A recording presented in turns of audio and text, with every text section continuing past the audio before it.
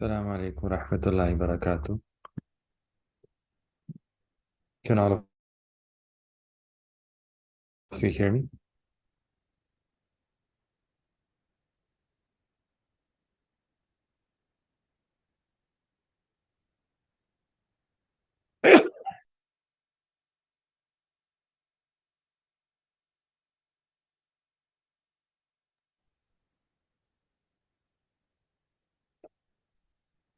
All right. Is the voice okay?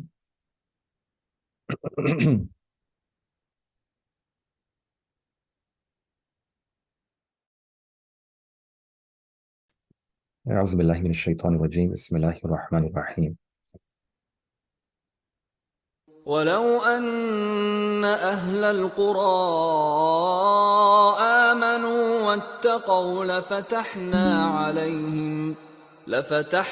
عليهم بركات من السماء والأرض ولكن كذبوا فأخذناهم بما كانوا يكسبون. أفأمن أهل القرى أن يأتيهم بأسنا بياتا وهم نائمون أوأمن أهل القرى أن يأتيهم بأسنا ضحى وهم يلعبون أفأمنوا مكر الله فلا يأمن مكر الله إلا القوم الخاسرون. أولم يهد للذين يرثون الأرض من بعد أهلها أن لو نشاء أصبناهم بذنوبهم ونطبع على قلوبهم فهم لا يسمعون. تلك القرى نقص عليك من أنبائها ولقد جاءتهم رسلهم بالبينات فما كانوا ليؤمنوا بما كذبوا من قبل كذلك يطبع الله على قلوب الكافرين. وما وجدنا لأكثرهم من عهد وإن وجدنا أكثرهم لفاسقين. ثم بعثنا من بعدهم موسى بآياتنا إلى فرعون وملئه فظلموا بها فانظر كيف كان عاقبة المفسدين. وقال موسى يا فرعون إني رسول من رب العالمين حقيق على ألا أقول على الله إلا الحق قد جئتكم ببينة من ربكم فأرسل معي بني إسرائيل. قال إن كنت جئت بآية فأت بها إن كنت من الصادقين. فألقى عصاه فإذا هي ثعبان مبين ونزع يده فإذا هي بيضاء للناظرين. قال الملأ من قوم فرعون إن هذا لساحر عليم يريد أن يخرجكم من أرضكم فماذا تأمرون قالوا أرجه وأخاه وأرسل في المدائن حاشرين يأتوك بكل ساحر عليم. وجاء السحرة فرعون قالوا إن لنا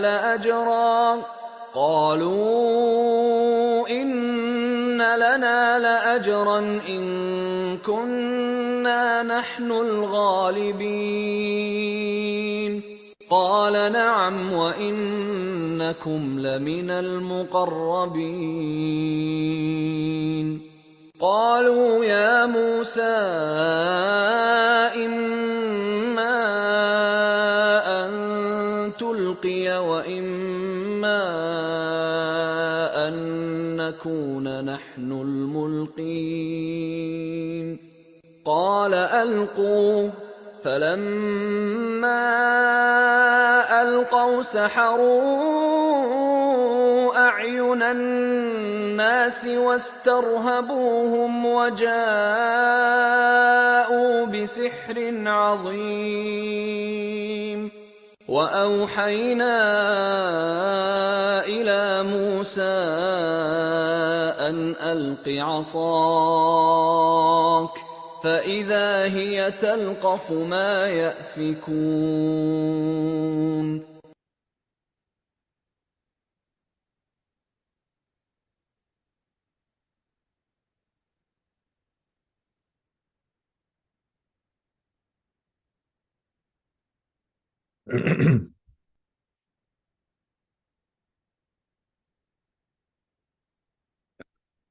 الحمد لله وكفى وسلام على عباده الذين اصطفى أما بعد أعوذ بالله من الشيطان الرجيم بسم الله الرحمن الرحيم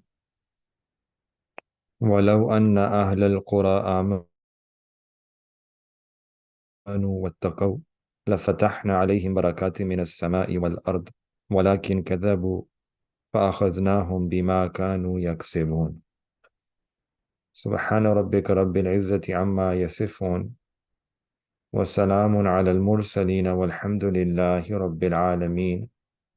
اللهم صل على سيدنا محمد وعلى آل سيدنا محمد وبارك وسلم. اللهم صل على سيدنا محمد وعلى آل سيدنا محمد وبارك وسلم.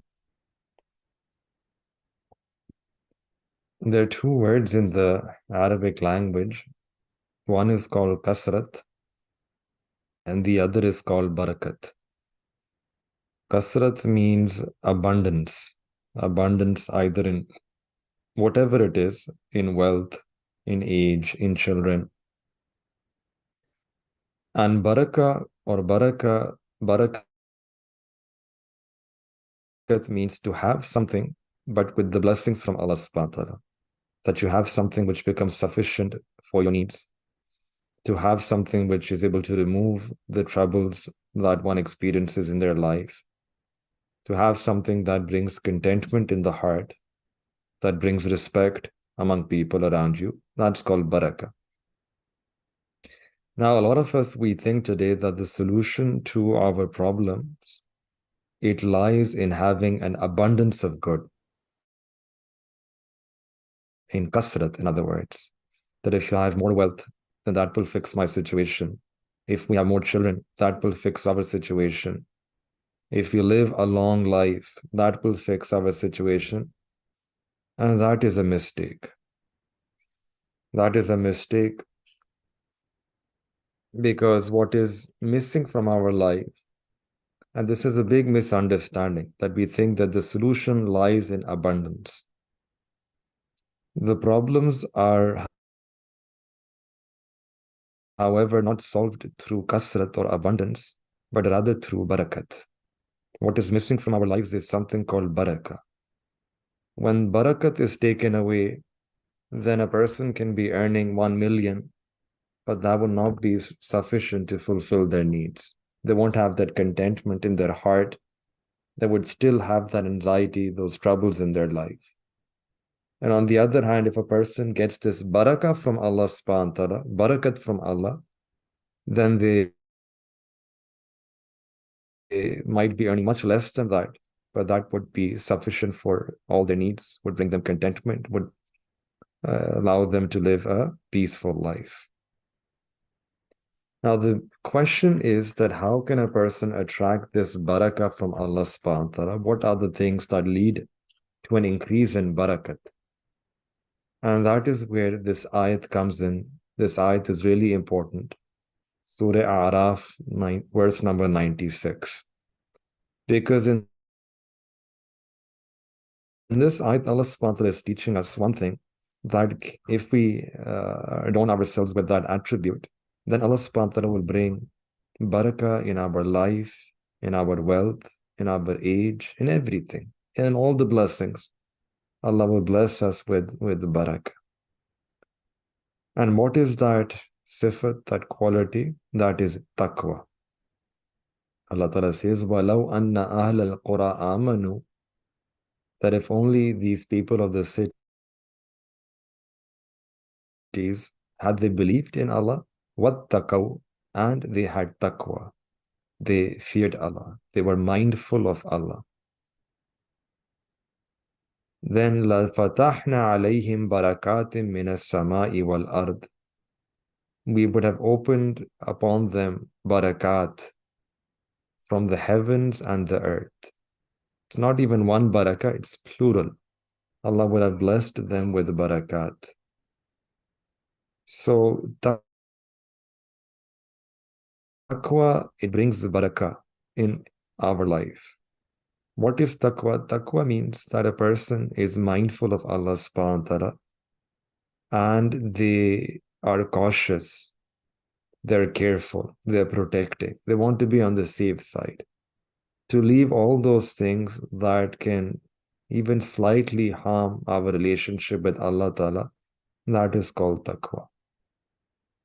And the more this taqwa, the more mindfulness we have, the more we stay safe and away from sins, the more Allah Ta'ala will bless us with barakah. And if you look at the stories of our pious predecessors, they had taqwa in their lives, and Allah Ta'ala, that's why gave them barakah in everything. Hazrat Junaid Baghdadi Rahmatullah alayh, once someone came to him and said that, Hazrat, I intend to go for Hajj. And Junaid Baghdadi Rahmatullah alayh gave him one sikkah, one penny, and they made dua. And the person who took that penny, he did not have enough resources for Hajj. But every stage in the journey, Allah Ta'ala helped that individual and not have to use even that one penny that he got from Hazrat Junaid Baghdadi Rahmatullah alayh.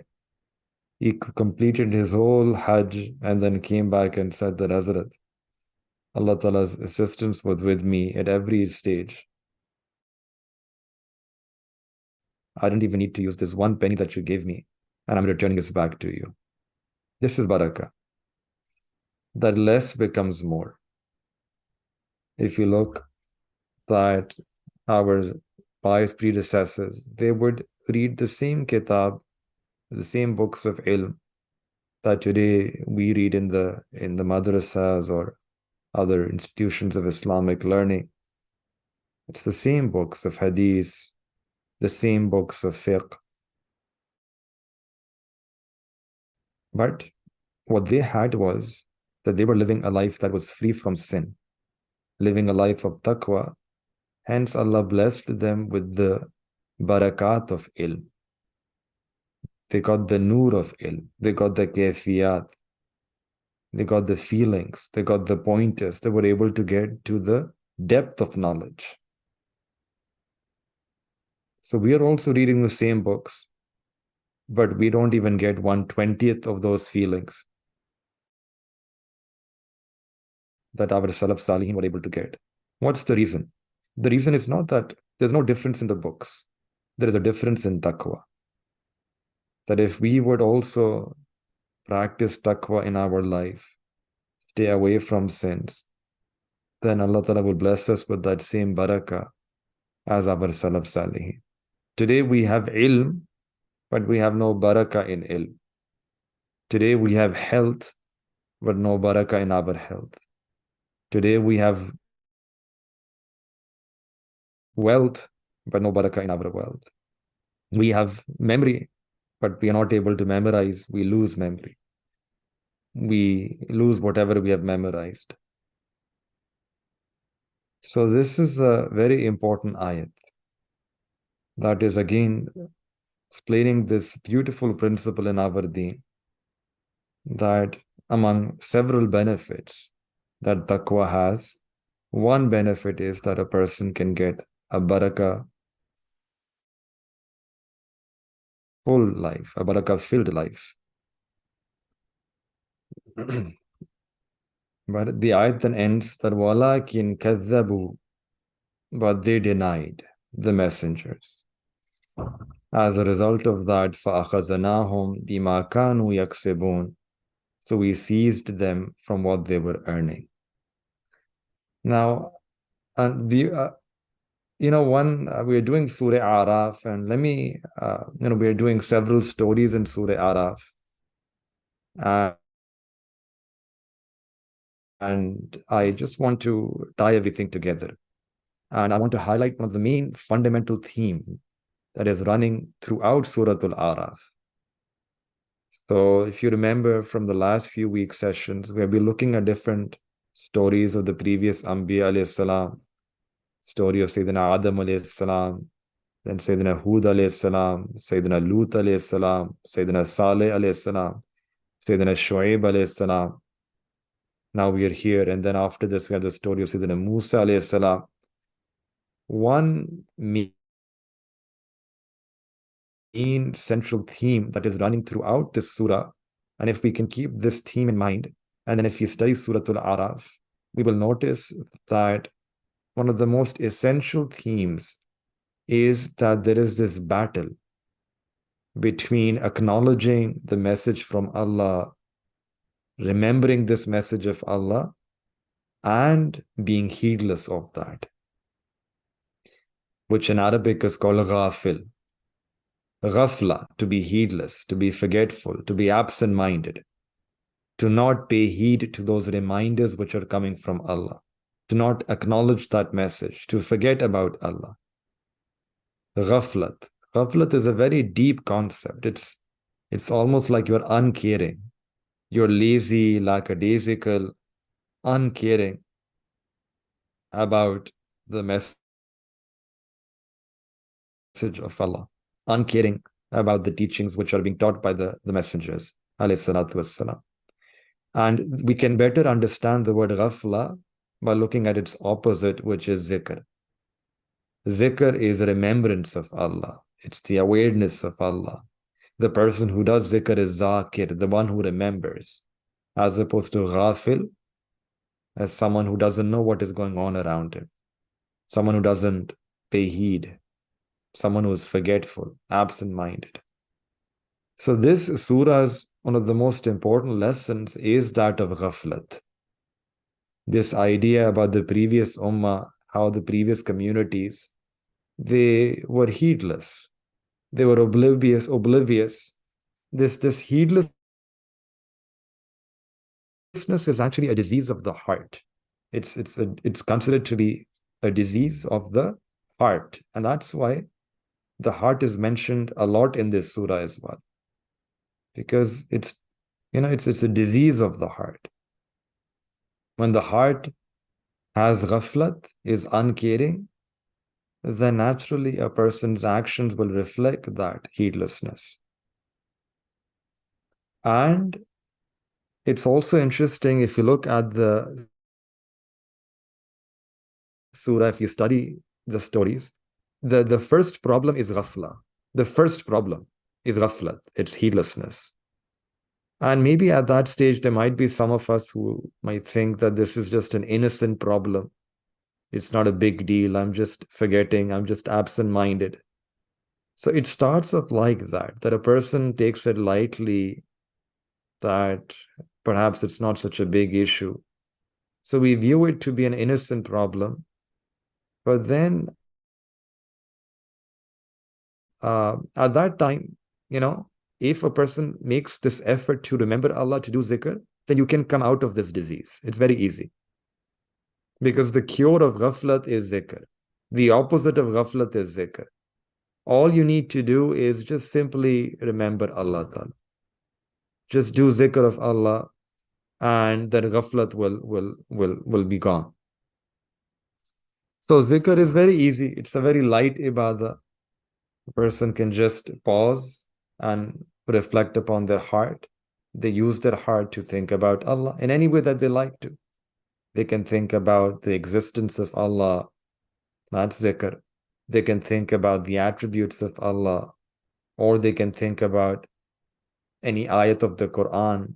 For example, Allah is with me and Allah is looking at me.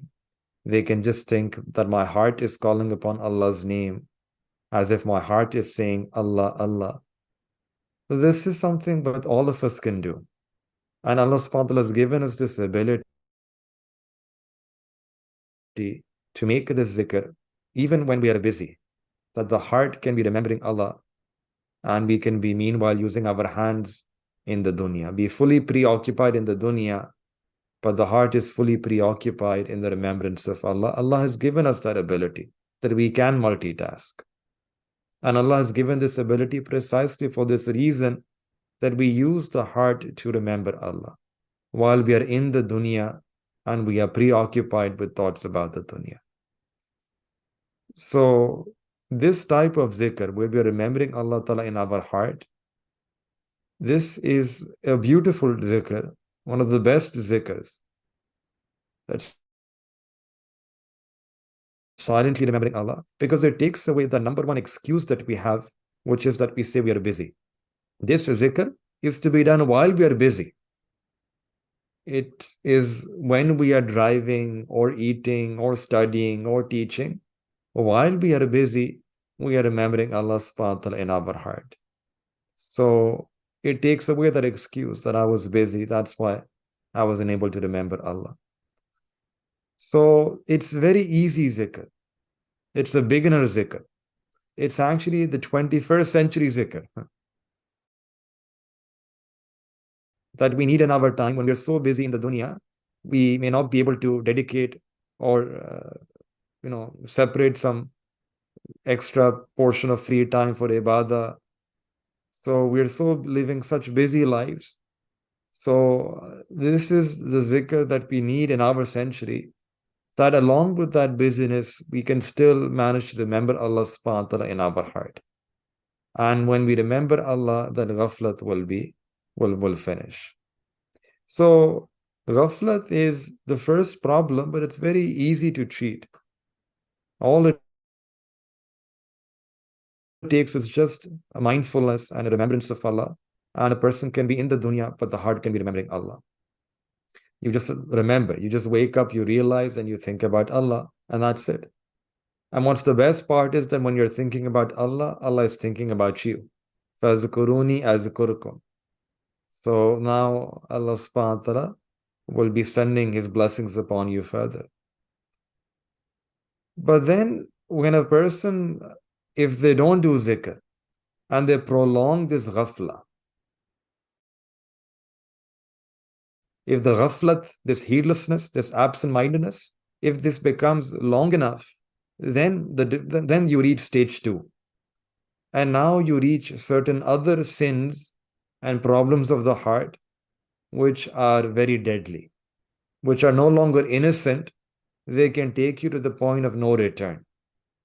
And there is one such problem that Allah subhanahu wa ta'ala highlights here in this surah, is that if you do not do zikr, and if you are in a state of ghaflat, and you prolong your ghaflat, these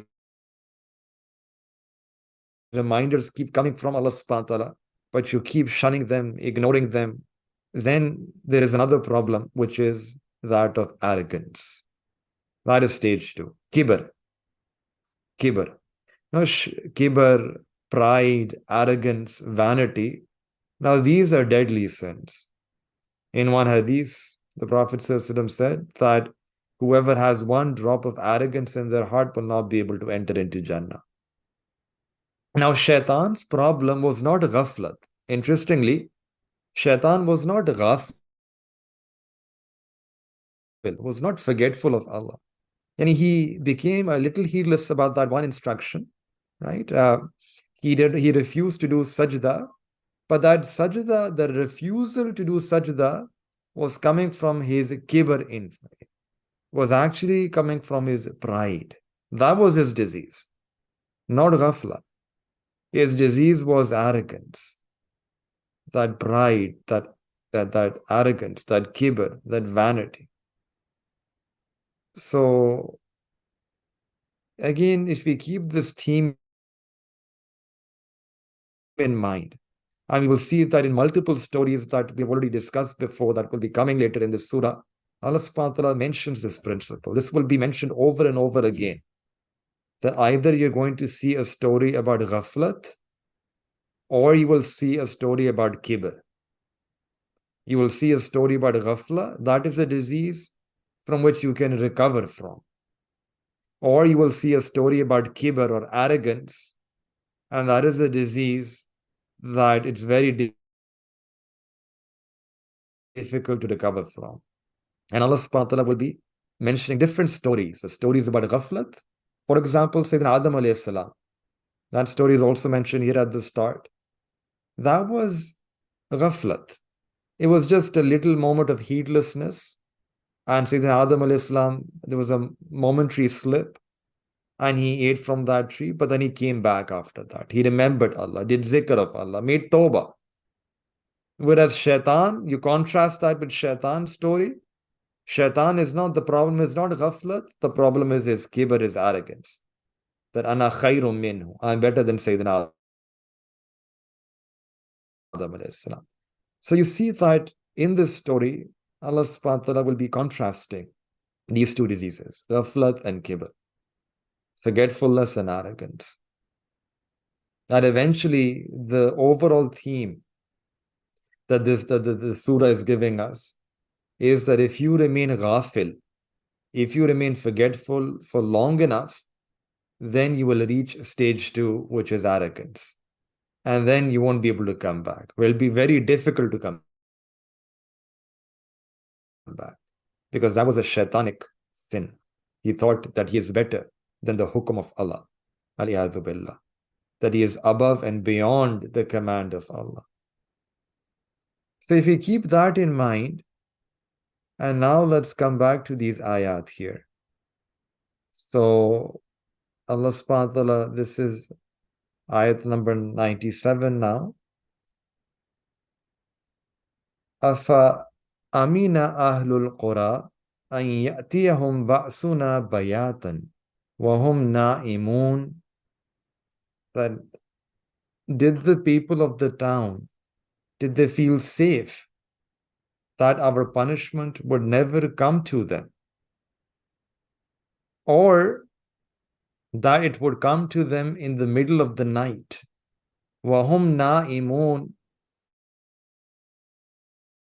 and they were in the middle of their sleep. And did they feel safe from that? And this is again a reminder. This is again a zikr from Allah, a reminder that these people, they should take a lesson from these people who have passed before them, not to reject the Prophet ﷺ. None should consider himself or herself safe from the punishment of Allah. Then again, awa amina ahlul qura an ya'tiyahum ba'suna dhuhan wa hum yal'abun. Did the people of these towns feel secure that the punishment won't come to them in the middle of a sunny day, right? During mid-morning, wahum yal'abun, while they are playing. So, afa aminu makar Allah, did they feel safe from the plans of Allah? Then did they feel safe from the plans of Allah? فَلَا يَأْمَنُ مَكْرَ اللَّهِ إِلَّا الْقَوْمُ khasirun. Then no one feels secure from the plan of Allah except the khasirun, except those who are the ultimate losers. The ultimate losers who did all the wrong and then did not even feel the need to feel any danger about it.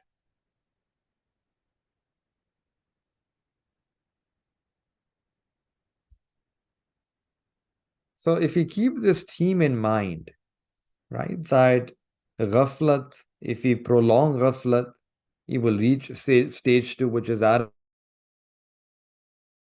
arrogance.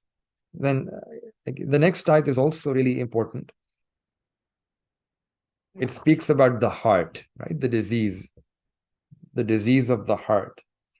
Allah Ta'ala says here, أَوَلَمْ يَهْدِي لِلَّذِينَ يَرِثُونَ الْأَرْضِ, that for those who inherited the earth, مِنْ بَعْدِ أَهْلِهَا, after the original, أَلَّوْ نَشَاءُ أَصَبْنَاهُمْ بِذُنُوبِهِمْ, that was it not enough to guide them? Had we wanted, we would have caught them. And did the incidents of the past nations not inform those who inherited the earth after them that if we wished, we could have destroyed them because of their actions, because of their sins?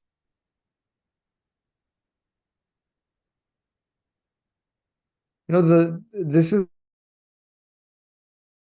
an ayat which originally is being said to the people of Makkah Mukarramah, the Makkans. The Makkans are being told here that you inherited this region much after many other nations had passed before you, and they were destroyed by Allah.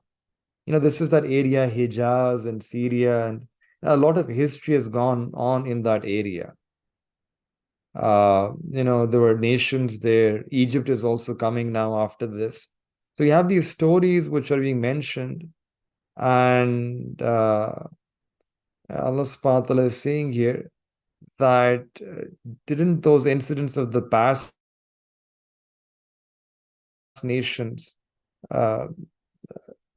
haven't you learned anything from those stories? The way we destroyed them because of their misdeed, because of their actions.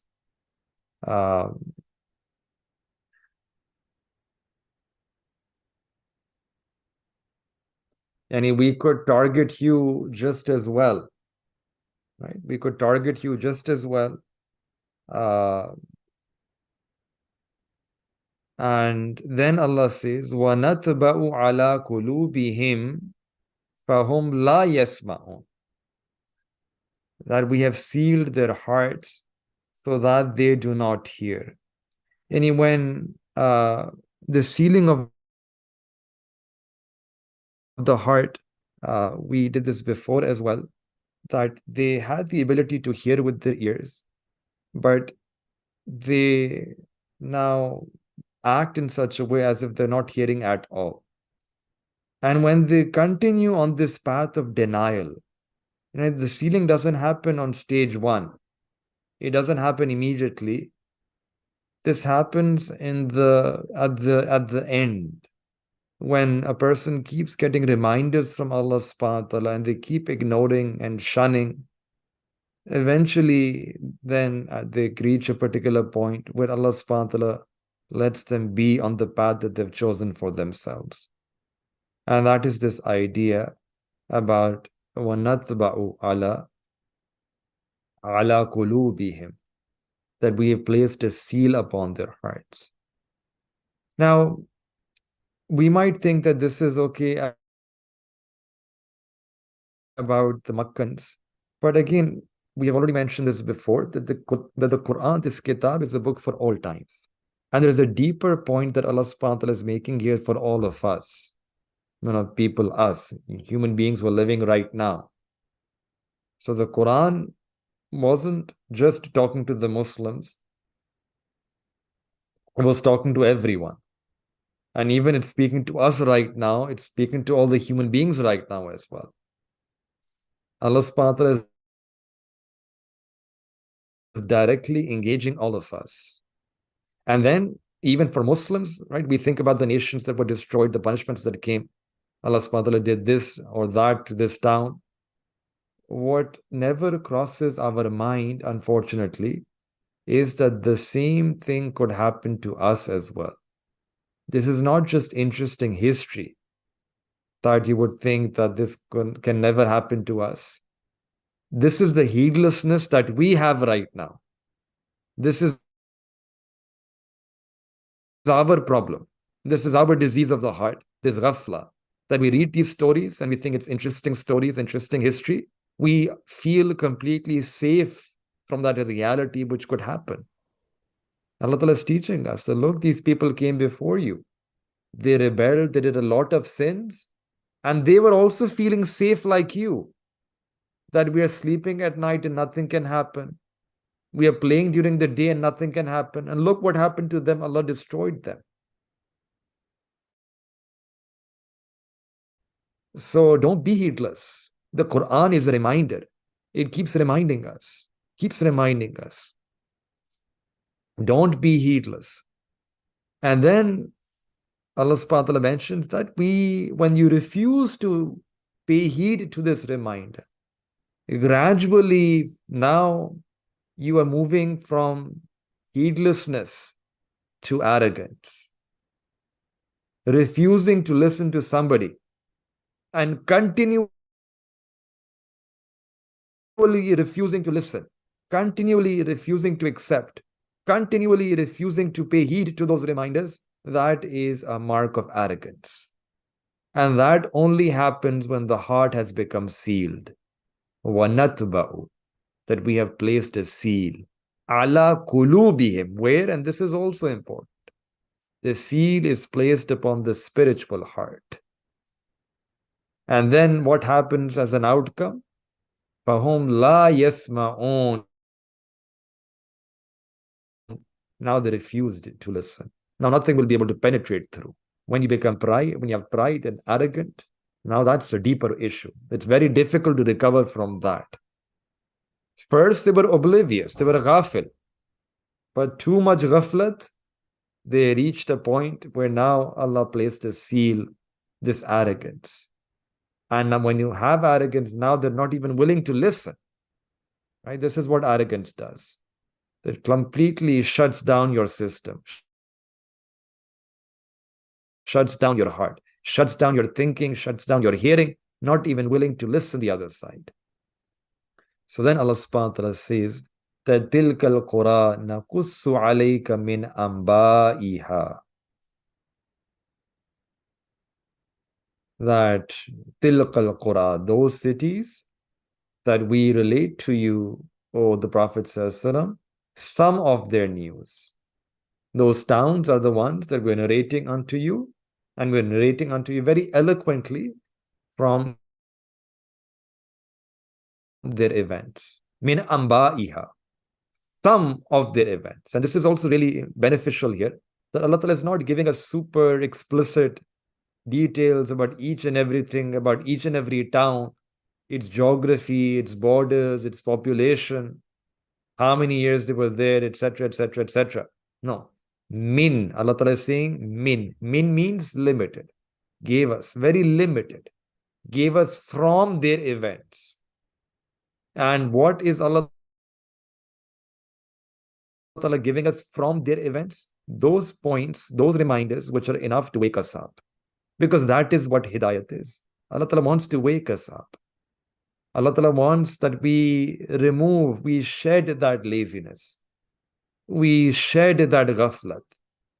We become proactive in our deen. We become mindful of Allah. We bring back Allah Ta'ala in our heart, in our day, in our nights. So only that event, only those points are shared with us that are enough to wake us up and make us realize that the same thing can happen to us as well. So, وَلَقَدْ, then the ayat continues, وَلَقَدْ جَاءَتْهُمْ رُسُلُهُمْ بِالْبَيِّنَاتِ, and the messengers, they came to them with the clear proofs. فَمَا كَانُوا لِيُؤْمِنُوا بِمَا كَذَّبُوا مِنْ قَبْلِ. But they were not ever going to be the ones to believe on account of the lies that they had made from much before. They were not to believe in those things that they had denied from before. And Allah Ta'ala is saying that they weren't going to believe in the prophets. And that is because they were already engaged in lying against the truth before they even became in contact with the messengers. And this had now become habitual for them, habitually lying, habitual takzeeb, habitually making and inventing false stories. This is, they much before the messages, they were already lying. So now when the messengers will come, even with the clearest proofs, they are the ones who will never believe. They're not the ones who are going to believe. Then again Allah Ta'ala says, كَذَلِكَ يَتْبَعُ اللَّهُ عَلَى قُلُوبِ الْكَافِرِينَ. So that is how Allah subhanahu wa ta'ala places a seal on the hearts of those who disbelieve. So it's not first thing this is happening. This is that these people have been in denial for several years now. That they are getting these reminders, but they're still denying, still lying, doing takzeeb. And they've been doing that before. Allah Ta'ala still kept messengers, still kept sending messengers to them. Still they kept on denying, ignoring, rejecting. And this is the process. كَذَلِكَ. This is that process by which then eventually Allah Ta'ala lets them be on that path. Allah says, fine, that then keep it inside, right? Then let it become, the truth which was there, you are burying the truth. You know the truth. The truth was there in your heart as well, but you buried that. You became kafir. You hid that. You rejected that. So then just let it be, right? Allah Ta'ala lets it become buried. وَمَا وَجَدْنَا لِأَكْثَرِهِمْ مِنْ أَهْدٍ. And we did not find for most of them the capacity to do justice to promises. We did not find for most of them that they were true to their promises. وَإِنْ وَجَدْنَا أَكْثَرَهُمْ لَفَاسِقِينَ. And the only thing we found instead was that most of them were truly corrupt people. So this is also an interesting idea, this ahad, promise, and corruption. Allah Ta'ala is mentioning both of them here together. That we found that most of them did not fulfill their pledge. They would sometimes make a pledge, they would forget that. Again, go back to disbelief, to shirk. So they would keep on breaking their promises, breaking their pledges, breaking their ahad. And Allah says that the only thing we found instead within them was that most of them were fasiq. Right? Most of them were fasiq.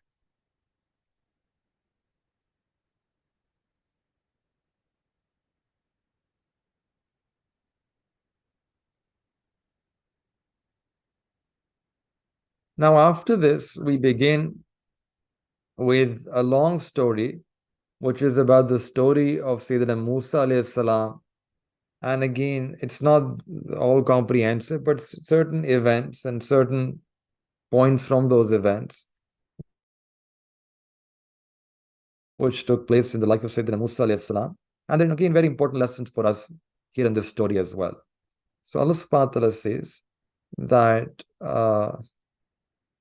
ثُمَّ بَعَثْنَا مِنْ بَعْدِهِ مُوسَى بِآيَاتِنَا إِلَى فِرْعَوْنَ.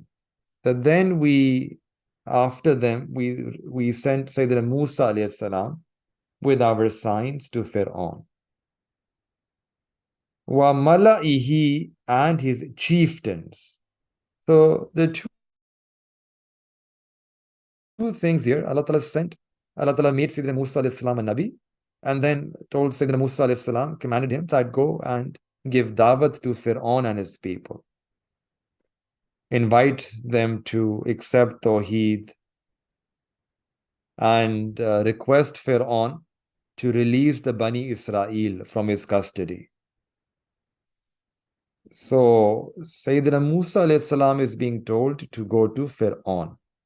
Now this word Fir'aun, this is a title. It's not a name. There were many Fir'aun. Some argue that even during the life of Sayyidina Musa alayhi salam, there were actually more than one Fir'aun. Then the Fir'aun who would kill the babies was different from the Fir'aun that came in the later part of Sayyidina Musa alayhi salam's life.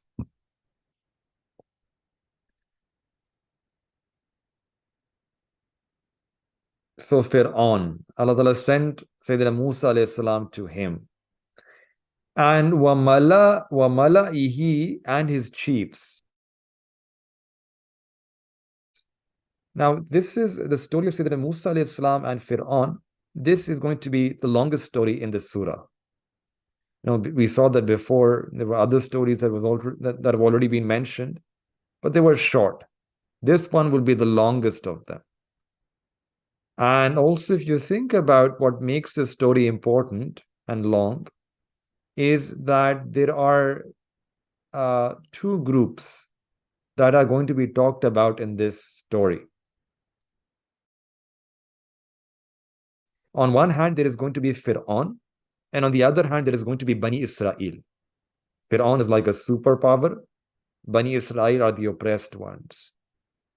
And again, we can be speaking here about this is ayat of the Quran, and we can see that in 2023, halat are very similar. So the lessons that we get are not specific to several thousand years ago in this particular story. These are lessons, lifelong lessons. These are life lessons that apply to us as well and help us understand our own context. That it's going to speak about two groups. One is Fir'aun, and the other would be the oppressed people, the Bani Israel. And Sayyidina Musa alayhi salam will come, and he's going to interact first with Fir'aun, and then he's going to interact with the Bani Israel. Now, what is at stake here? When Sayyidina Musa alayhi salam, he's being sent as a Nabi. He's being sent as a Nabi both to Fir'aun as well as Bani Israel. He's being sent as a Nabi to both. But the problems are different here. The fundamental problem of Fir'aun was his arrogance. Was arrogant, mutakabbir, jabbar, full of himself. Would say that I am Rabb, that all of these rivers, they flow underneath my feet. So the fundamental problem with Fir'aun was arrogance. On the other hand, Bani Israel, their fundamental problem was not arrogance, it was heedlessness, it was ghaflat. So remember we said at the beginning, arrogance and heedlessness, takabbur and ghafla, those two things, the same two things are going to be contrasted here in this story as well. And this is again like a case study. It's like the story that we did before, like Sayyidina Adam alayhi salam on one hand and Iblis on the other, right? So who is going to take the role of Iblis here? Shaitan, that would be Fir'aun. Shaitan had that shaitanic arrogance. That same arrogance, that character would be played here by Fir'aun. And who has the opportunity to come back from their mistake, make tawbah, and still make mistake and then make tawbah? That is Bani Israel. Like Sayyidina Adam Islam, there was a slip, he made tawbah. So here Bani Israel, they will be given the opportunity. That they were ghafil, heedlessness, but then given the opportunity to come back. So this is a continuation of that narrative, that same theme, which is very beautiful. That this tussle, these two, arrogance and ghaflat, arrogance and ghaflat. Now, a bit about Hazrat Musa alayhi salam and Bani Israel. We know that they're living in Egypt. Now, how did that happen? Go back a few years. So there was Sayyidina Yusuf alayhi salatu wassalam, and this would come in Surah Yusuf, inshallah, when we get there. That when Sayyidina Yusuf alayhi salam was given a position of power and ministry, like the finance ministry, he was made the treasurer of Egypt. And at that time, they had a different king dynasty. Those kings were completely different from the Fir'aun. And under their rule, because Yusuf al-Islam was a foreigner, like he had a green card, he was an immigrant, but then he got that status. He held that position. And then he also sponsored his family, right? I'm just using these terms on purpose so that you can understand. So he sponsored his family. Now his family also came and they're living with Sayyidina Yusuf al-Islam in Egypt. And now this immigrant family, they are in a good position in that land. They're in a good position in that land. Now what happens is that when immigrants, they become higher up in a position, the locals, they develop a serious hatred for them. We see these dynamics even today in the US or in the West, right? When immigrants, they come in and they become higher up in positions of power, positions of influence, then the local people, they develop a hatred for them. They're like, these people are coming from outside and they're taking our jobs. This kind of attitude comes in, creeps in. So then what happens? A revolution happens. A revolution takes place in Egypt as a result of this attitude. It led to a revolution. And now there is a new dynasty of locals that come and they take over power in Egypt. And this is the dynasty of Pharaoh. So now there is a new ruling elite, right? New ruling elite, very different from the time of Sayyidina Yusuf al-Islam's ruling elite. Now this new ruling elite, this is the dynasty of Pharaoh. And they're there, right? They have the rule. And they want to humiliate all the foreigners. They want to humiliate, embarrass, bring down all the foreigners, all the immigrants, so to speak. Now, Jews were not the only foreigners that were persecuted, right? Later on in the Quran, we see a hint of that. But the Bani Israel were in a special, they were in a higher level of previous government, right? So imagine that now the Fara'in, they had to go out of their way to humiliate them because they were actually higher up in the previous government. Now everyone knows times have changed. So they go out of their way to start persecuting them. So they're persecuting them. They're persecuting the Bani Israel. And they were not just politically persecuting them, but then also enslaving them and using them as cheap labor. Right? They were using them to build their castles and palaces and these high, lofty buildings. Right? So this was that, Bani Israel people. These were the sons of Sayyidina Yaqub alayhi salam and his grandchildren. Right? So they were taken away from that position of power that they had, and they were in fact now subjugated, subdued, persecuted, oppressed, and made to do all of these, building castles and building buildings and this labor, being used for all of this labor work. So Sayyidina Musa alayhi salam was sent to Fir'aun, number one. Wa mala'ihi, the word mala actually means to fill. The chiefs were called mala because they filled the court of Fir'aun. So Sayyidina Musa alayhi salam is sent to Fir'aun and his court people, right? The chief people who are in his court. فَظَلَمُوا بِهَا, then they did wrong. They were unjust towards these signs. They were unjust towards these signs. فَانْظُرْ كَيْفَ كَانَ عَاقِبَةُ الْمُفْسِدِينَ. Allah says that now watch. Take a good look at what became of those who caused the corruption. Even the Arabs, they knew that the Fir'aun, they were an incredible dynasty. Their ruins were still around, then perhaps still around today as well. So the Arabs, they knew that there were some really powerful people who lived there. And this is what Allah is saying, Fanzur, take a good look. What happened to them? What happened to them? What happened to those who caused corruption on the face of this earth?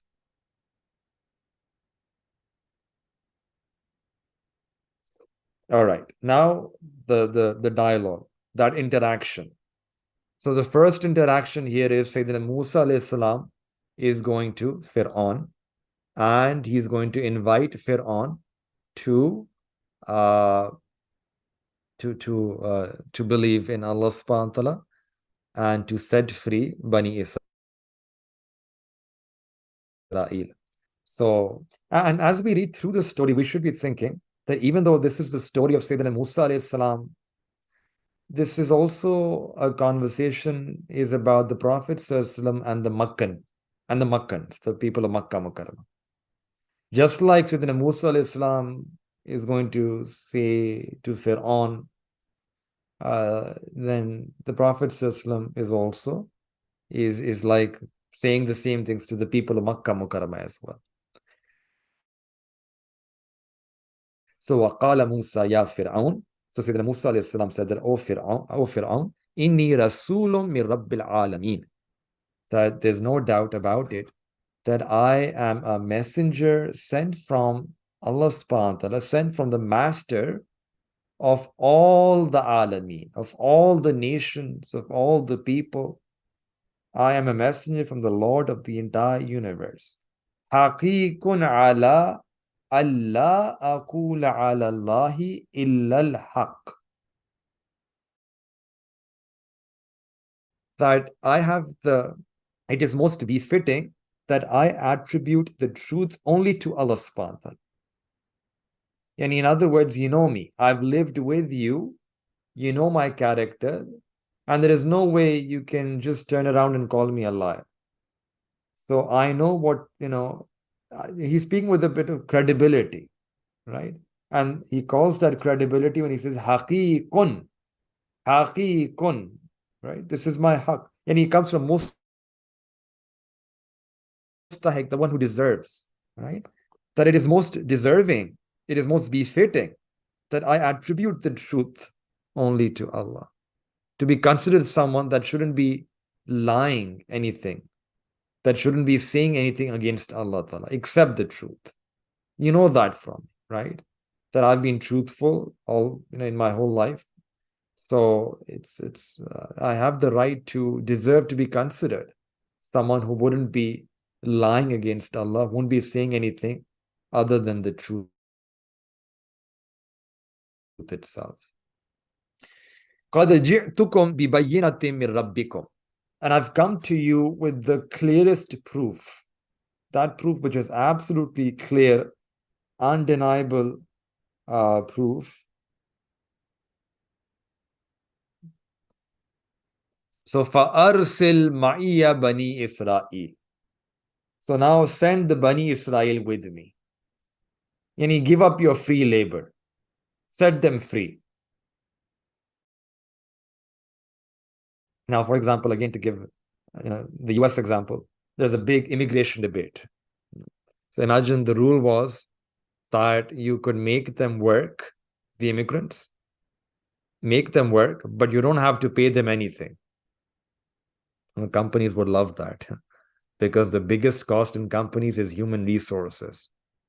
So the companies even today, that make the biggest margins are the ones that have abusive labor setups in some third world countries, which they're paying only enough so that they can just eat their food, and that is it. That's the new Pharaoh, right? So even today, this abusive form of labor, you have that. It's still slave labor. This was happening back then as well, right?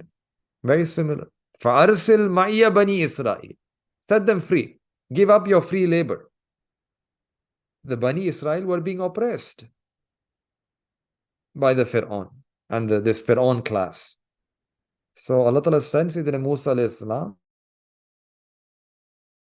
that go and request Pharaoh to set them free so that they can proceed back to their homeland. They can go back. Now look at how Pharaoh responds.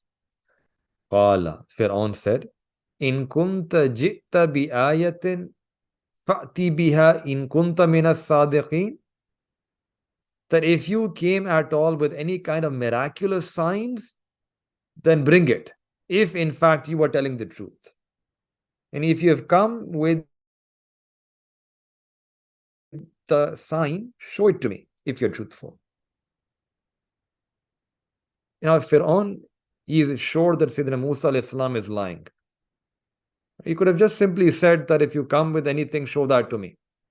In kunta minas sadiqin, if in fact you're telling the truth. And Pharaoh is definitely sure that Sayyidina Musa alayhi salam is lying. So again, I'm trying, there's a whole story here, but we're just focusing on these ayat here. There's some details which come in other surahs, but this conversation here is more brief. So we're just looking at the ayat here. That what happens next is that when Pharaoh makes this request that show me some sign, so then Sayyidina Musa alayhi salam, he throws his staff. فَأَلْقَى آسَاهُ. So then he threw his staff, his stick. فَإِذَا هِيَ ثُعْبَانٌ مُبِينٌ. And then out of nowhere, immediately, it turned into a large snake. This word su'ban, there's like the other words also used for snakes in the Quran. Su'ban is one of them. Hayya is another word. Jan is another word. 3 words used for snakes in the Quran. Su'ban and Hayya is used for the snake that the staff turned into. Hayyatun tas'a. It's a snake where the fangs of the snake are actually showing.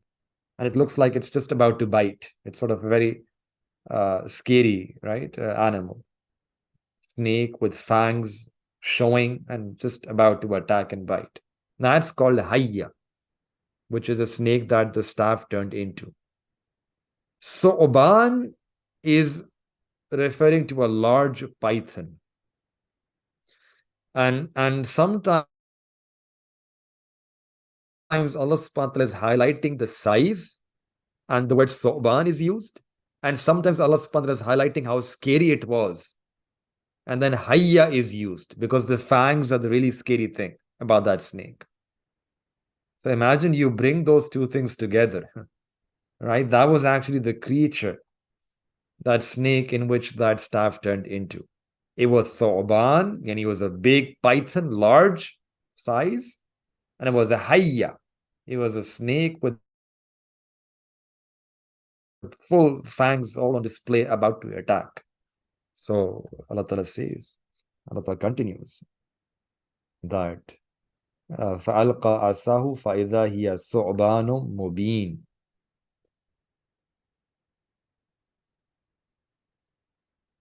فَأَلْقَى عَصَاهُ فَإِذَا هِيَ ثُعْبَانٌ مُبِينٌ وَنَزَعَ يَدَهُ فَإِذَا هِيَ بَيْضَاءُ لِلنَّاظِرِينَ. And then Sayyidina Musa alayhi salam, he drew out his hand from underneath his arms, and then immediately out of nowhere, it turned white for everyone to see. So the people would stare at that, they couldn't take their eyes off from it. So from here, these two signs, it became very clear that Sayyidina Musa alayhi salam was not making anything up. Right? His hand turned bright. And the Mufassirin, they have written here that Sayyidina Musa alayhi salam's hand, it would shine brighter than the sun. Now, these were clear, evident miracles. Anyone would have seen them. They would have understood that Sayyidina Musa alayhi salam was speaking the truth. But despite witnessing these miracles, Fir'aun and his chief men, they did not believe. And now look at this strategy. They started name-calling Sayyidina Musa alayhi salam and started saying that he is a magician. قَالَ الْمَلَأُ مِنْ قَوْمِ فِرْعَوْنَ. Now the chief people among the Qawm of Fir'aun, they said, Inna haza lasahirun alim. There's no doubt about it. He is really a knowledgeable magician. This is classic negative propaganda. When you don't have any response, what do? You start ridiculing the other person. You start name-calling, deriding, denigrating, stereotyping, and then you don't have an argument. You lost the argument. There's no argument here that they're giving. They're just now using names, throwing names. And that is unfortunately what happens today as well. Right? People, you invite them, they don't have an argument, they just say you're being intolerant. When someone calls you intolerant, now what do? Right? There's no way you can respond to that. It's just name calling, that you're narrow-minded, you're just a Maulvi. And you are, this or that. So this is not new what we're experiencing today. This is all the way back. This has always been their strategy. That when they're faced with the truth, no response, start just name-calling the other person, deriding, denigrating. He's a magician. In fact, this is exactly what the people did to the Prophet ﷺ as well. A magician, soothsayer. And then look, the ayat continues. يُرِيدُ أَن يُخْرِجَكُم مِّنْ أَرْضِكُم. That he intends, he has this irada to expel you, Fir'aun, out of your land. فَمَاذَا تَأْمُرُونَ. So what do you people say? Now this direction, this is interesting. Maybe this is Fir'aun talking back to the chief. Or maybe these are the chiefs now saying this to the people of Fir'aun. So this is now trying to get support from the people. Fir'aun, he cannot take a stand individually, because if he does, then he might become, people might go against him. There might be an uprising if he just kills Sayyidina Musa alayhi salam right there. So what he needs to do is gain popularity, public approval. This is what happens today as well. When one nation wants to go on a war against another unjustly, they beat the drums, they try to create public approval, popularity, approval, media. They use the media in order to gain that popularity among the public. And when there's enough sufficient public approval, then they launch their war. So this is what Shaitan and his chief are now doing here. They are talking to the people, rallying support, rallying the people against Sayyidina Musa alayhi salam. That look, Musa alayhi salam is here. He wants to expel you people out of your land. What should you do? What should we do? Right? So they weren't talking to the Bani Israel when they were saying this. They were talking to the other nationals. They were raising this nationalism, right, as an excuse to get rid of Sayyidina Musa alayhi salam. Then what do? We have to save the land, save the nation, right? Defend the nation, defend the land at all cost. If these people are taking this land away from us, expel them. So this is what is happening here in this story, in this ayat.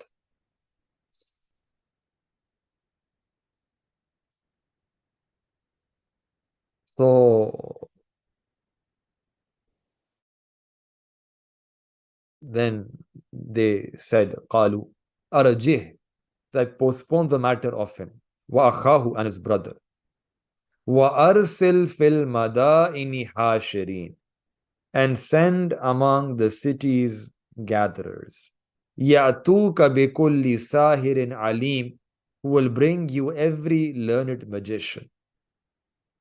So, yani, we don't want to finish him off right away, immediately, because again, that might lead to a backlash among his own people. So Pharaoh is being really careful here in making this strategy. So I want to do this gradually, rally support for people against Sayyidina Musa alayhi salam, and then I want to finish this cautiously. So he's saying, don't get to him as of yet, give him time. Let's finish things cautiously. In other words, he's making our plan. Let his brother go with him and send in all of the big cities these recruiters, right? We'll gather the magicians, and then we're going to make this into a competition, a spectacle, so that this defeat, this, what Pharaoh is thinking, that Sayyidina Musa will be defeated, and this will be a spectacle for everyone to see. So Pharaoh is now convinced that Sayyidina Musa is a magician, and he wants to now make this into a spectacle. So he then sends people from all over that bring every learned magician. So then there is a meeting day that they agree upon, and Pharaoh, وَجَاءَ السَّحَرَةُ, Fir'auna, the magicians, they come to Fir'aun. قالوا, they say this to Fir'aun, إِنَّا لَنَا لَأَجْرًا إِن كُنَّا نَحْنُ الْغَالِبِينَ, that no doubt about it, that we really are going to be compensated if you're going to win. So when the magicians, they arrive for that competition, they're asking that will we receive some grand prize if we are victorious?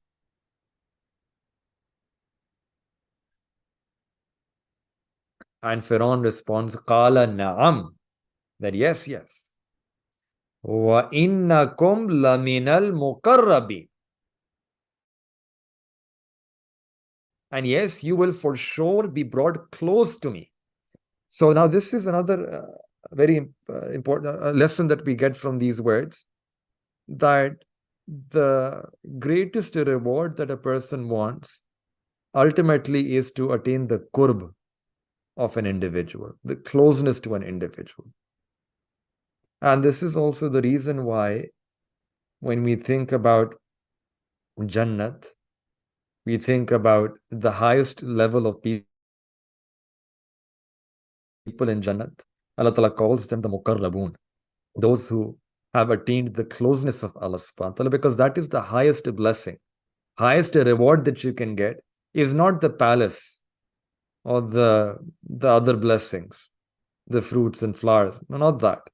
The highest reward is actually to get the qurb of Allah Ta'ala, to get that closeness, that nearness, that intimacy, that proximity with Allah subhanahu wa ta'ala.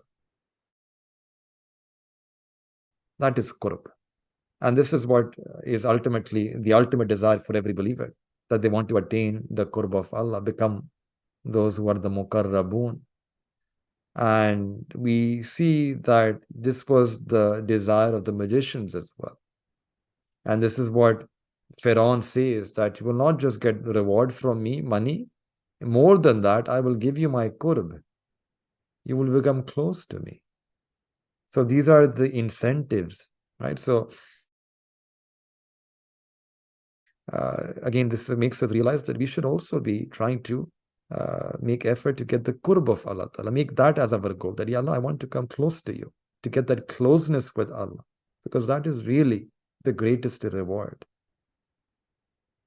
Anyway, here the magicians, they're given these two incentives. That there is a financial incentive, that the magicians are interested in. But Pharaoh is also smart. He knows that if these people win, they will become popular among the people, and then I will keep them close to me. I will give them political position.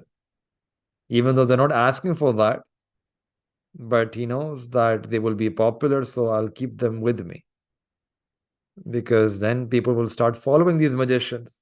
Right? So Pharaoh is very smart. He'll put them in his party, give them a cabinet position before they even get this idea on their own. Right? And it's understandable, because if they win, they will be the heroes of the nation. And Pharaoh thinks that if I can be on top of them, then these heroes of the nation will be right under me. So if they're under me, that will make me look good automatically. If these magicians are good in the eyes of people, I'm over them, then that will make me look good as well. So now the muqabala, this competition will begin. And the magicians, they say, قالوا يا موسى إما أن تلقي وإما أن نكون نحن الملقي. They said that, say the Musa alayhi salam, oh Musa, will you throw your staff first, or will we be the ones to throw them first? So they asked this question. And the fact that they asked this question meant that they had some adab. This was a display of adab and respect for Sayyidina Musa alayhi salam. And the Mufassirin, they have extracted from this ayah a very subtle point. They say that later on in this story, Allah Ta'ala will end up blessing these magicians with the nemat of Iman. And they say that what became the cause for them accepting Iman outwardly was that they were defeated and they saw the snake and the magic and that the stuff turning into a snake, and they realized that this was truth. But another way to look at this, it was actually the beginning was this adab that they showed. This adab, Allah Ta'ala loved the adab of these magicians so much. This adab that we see here in this ayah number 115, that they're asking Sayyidina Musa alayhi salam that, would you like to go first? Or should we go first? This display of adab was that cause, became the means, the sabab, for which Allah subhanahu wa ta'ala blessed them with this nemat of Iman. So it means that this journey begins with adab. Our mashayikh, they say that ad-deenu kulluhu adab, that the entirety of deen lies in adab. And the first step, the first stair that we have to climb in our journey towards acquiring this qurb of Allah, closeness of Allah, is to adorn ourselves with adab, with the proper adab and etiquettes. And having adab towards everything, everyone, adab towards Allah, adab towards the Prophet ﷺ, adab towards the Quran, adab towards the ulama, adab then towards our parents, adab in everything that we do. Adab begins with adab. In fact, another story we see, in fact, story of Sayyidina Musa alayhi salam as well, that when Sayyidina Musa alayhi salam is called by Allah on Mount Tur, and this is the first time he's receiving revelation, he's speaking to Allah, one of the first things that Allah Ta'ala says to Sayyidina Musa alayhi salam is that take off your shoes. Take off your shoes, for this is a blessed valley. That is also teaching adab. That before Sayyidina Musa alayhi salam will be blessed with nabuwwat and will be given a revelation and Torah, teaching adab, that take off your shoes. Imam Abu Hanifa rahmatullah in his biography, it's mentioned that he had so much adab for his teacher, so much adab, that he would never extend his teacher, Hamad rahmatullah, would be living in the other street. And Imam Abu Hanifa rahmatullah, he would never extend his feet in the direction of the house of his teacher. That was the adab that he had for his teacher. And as a result, Allah Ta'ala blessed Imam Abu Hanifa rahmatullah with such a qubuliyya and acceptance that today, if you look in the world around us, then the fiqh which is the most widespread, the most popular, is the fiqh of Imam Abu Hanifa rahmatullah. So adab is the first step on this path.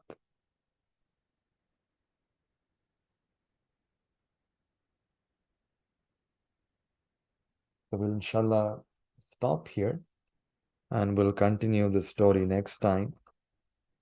We make dua to Allah Ta'ala that may Allah Ta'ala enable all of us that we can also become people of adab.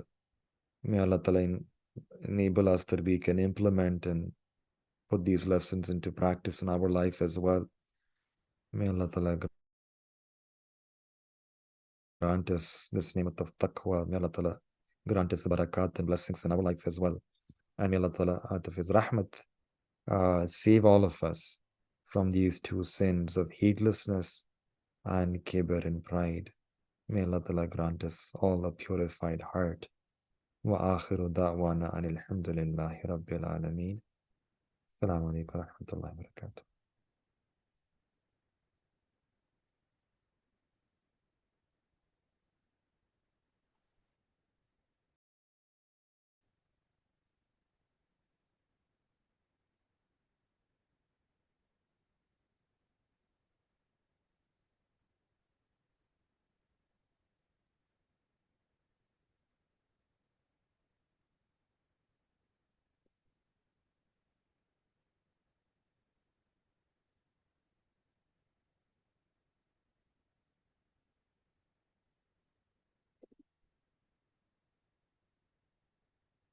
Inshallah, for those who don't know,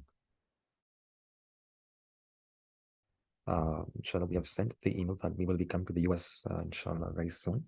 In fact, the first program will be in Seattle on Friday, which is next coming Friday. The programs, inshallah, will begin on Friday, 22nd. And then we will have programs on Friday, Saturday, as well as Sunday, inshallah, in Seattle. On Monday, we will, inshallah, be visiting Atlanta. Inshallah, we have a program on Monday night in Atlanta. And similarly for Tuesday, Wednesday, we will also be having programs, inshallah, in Atlanta, as well as Thursday. And then on Friday, which is the 29th of December, that weekend, 29th, 30th, 31st, and 1st, we will be traveling to Ohio, different places in Ohio. And inshallah, we will plan to have programs there and talks there as well. So this will be 29th, which is a Friday, till 1st. And then on 2nd January, we will inshallah intend to travel to Michigan we have programs from the 2nd till the 6th. 2nd till the 6th. Inshallah, we will have programs, tend to have programs in Michigan as well. So, inshallah, for those who are able to come, we encourage you, and if you can also spread the word among your own circles as well. Jazakumullah khair wa ahsanal jaza.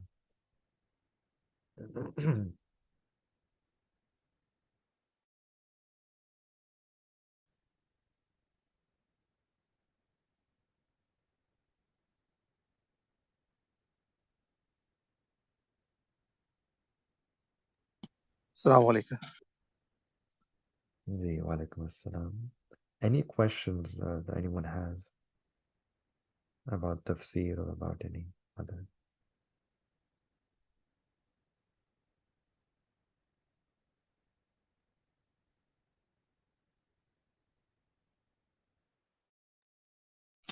Hazrat, would we have exams soon? So you should be receiving an email, if not today, by tomorrow. Yes, you will be having exams. This is exam season for for my unit students as well. So I have asked the administration to send the email with the exams, and I think today or maybe by tomorrow, inshallah. And after exams, inshallah, in January, we will be then resuming with these classes, courses as well, inshallah.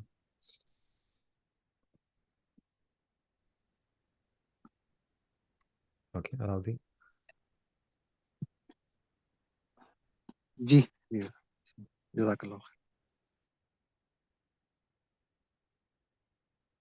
Take, inshallah, we ask all of you to keep us in your du'as.